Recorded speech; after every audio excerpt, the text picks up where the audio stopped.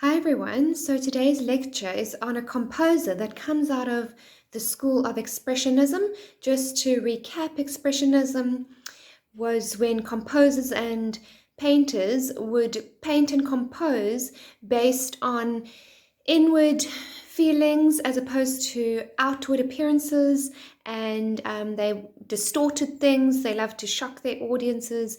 It was all about the human psyche and deep um, things that are buried in our subconscious, and they bring that out and display that through their art forms. Our composer today is Arnold Schoenberg. I've mentioned him quite a few times because he came up with this mighty invention called the 12-tone series, or serialism. And we'll talk more about that. But Arnold Schoenberg was born in Vienna, and his dates are 1874 to 1951. He's basically a self-taught musician. At the age of 8, he did attend violin lessons for a short time, but he also started to compose works at that tender age of 8, and that was in 1882. Then in 1904, when he was 30 years old, he started teaching music theory and composition in Vienna. 1908, he took the revolutionary step of abandoning tonal music and the conventional way of composing based on major and minor scales, and experimented with atonal music. That is when the music lacks a sense of a key. It never draws towards the tonic key. It is very chromatic, and that chromaticism blurs the feeling of that sense of a key, and we call that atonal music. 1908 to 1950 were very, very productive years for him.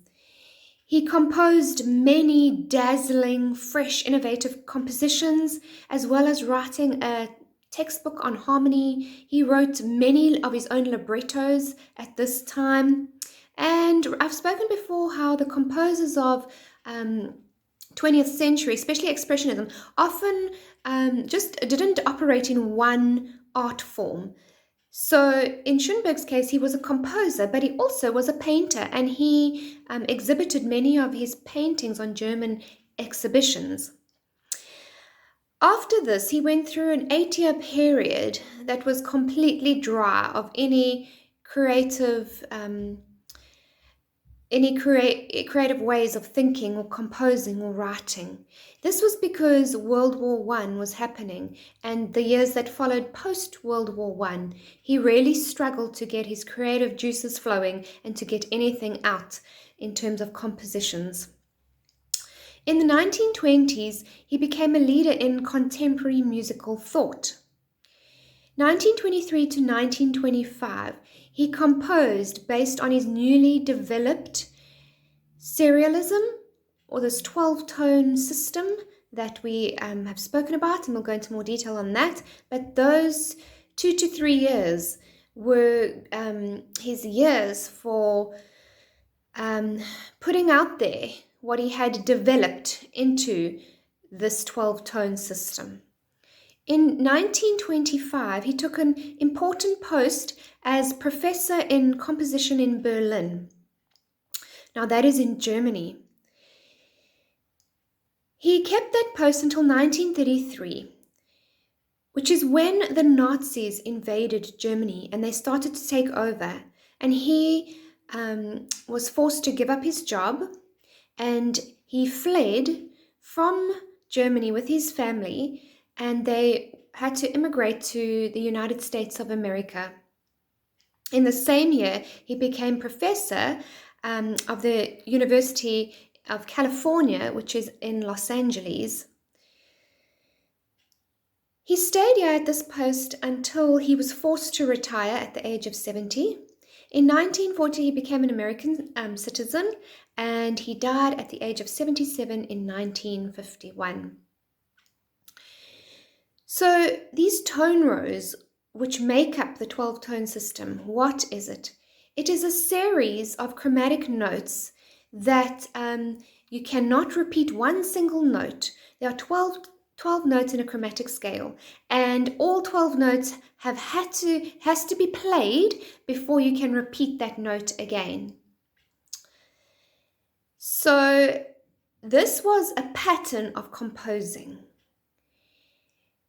The tone rows could be used harmonically. That means the notes could be used in like going vertically in a chord, or they could be used melodically, and that would be the notes that successively follow after one another in a horizontal melodic line. The tone row can also be transposed. So if the original tone row started on C, then went to F, and then to G, for example, just to keep it simple, if you want to compose it and start the tone row now on D, you still have to keep those intervals. So in the original tone row, C, F, G, C to F is a perfect fourth, and then F to G is a major second. So we have to keep those intervals. So if we start in the D, a perfect fourth from D would be D to G, and then a major second would be G to A. So you have to keep the intervals, but you can start on any other note and just transpose that tone row. Then it can be used at any note of the tone row can be used at any pitch. So say, let's talk about that C to F to G. You can either go up C to the F above it, to the G above it, or you can go C to the F below it, and then maybe just step up to the G. So it doesn't matter which F you go onto, which octave you go and play that next F, or which octave the G is found in. That doesn't matter. It can be played anywhere, but as long as it is an F and as long as it is a G. And then it can be played upside down. This tone row can be played upside down, so you can invert all the intervals, or it can be played backwards. So you start the last note and you play it backwards and end up on the first note, or it can be played reversed, or another word for that is retrograde, or both. IR meaning inverted retrograde. I am sending through just a visual 3 lines where it's visually you can see what I'm talking about. The tone row, the basic tone row, what it would look like if it was played backwards, what it would look like if it was played inverted, and then it is put in place with rhythm attached to it as well. You'll see that on your note that I'm going to send through. Right, so a work that we're going to study of his is A Survivor from Warsaw. It is a 6-minute cantata that is filled with intense emotion because it is based on the scene of the Nazis taking over the Jews and leading them off to their death row, to concentration camp. And Schoenberg, obviously being very passionate about this, he wrote this cantata for male chorus and for orchestra and for a narrator. There are 3 languages included in this, and that is German. German is his home language. Then there is English, which is his adopted language. When he moved to the United States, he had to learn English. And then there is Hebrew, which is his language of his faith. So we see those 3 languages in this work. It is in English, except for these cries of the Nazis, which are shouted out or sung in German.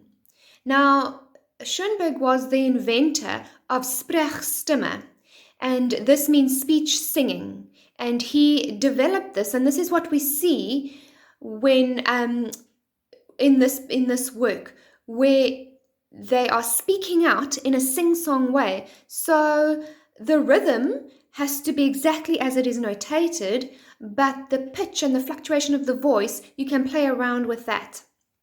That is called Sprechstimme.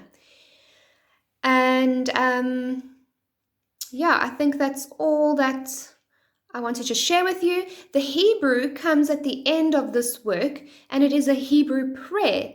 And that prayer has actually been sung or said for many centuries by Jewish martyrs that are about to be persecuted and put to death. That is a prayer that is very much on the Jews' hearts when they are going through persecution. So it has stood the test of time and is very special to the Jewish nation. So I'm going to send that through to you. Please give it a listen. It is very emotional and it is based on his 12-tone system, so you will hear all about it in that work.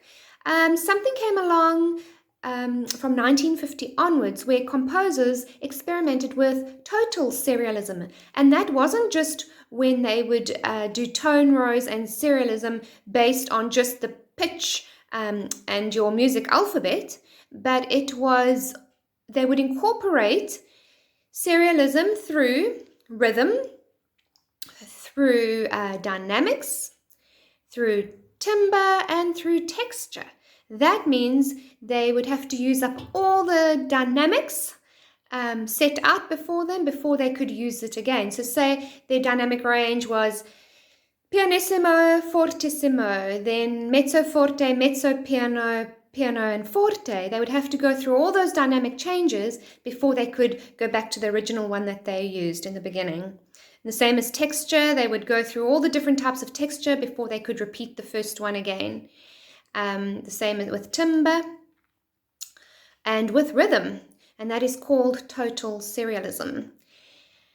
Okay, so it is difficult to recognize a tone row when it is inverted or when it is heard backwards. But the intention of Schoenberg was not for the listener to really be able to pick out and hear the tone row in these different forms. His purpose was to give a disciplined way of writing, to give this pattern to the composer as a tool on how to compose. And so it was a disciplined basis for composition, more than something for the audience to hear and pick out and recognize. All right. That is all for today. Arnold Schoenberg, A Survivor from Warsaw, is our work that you must listen to, and this falls under our Expressionism 20th century music. Thanks, everyone.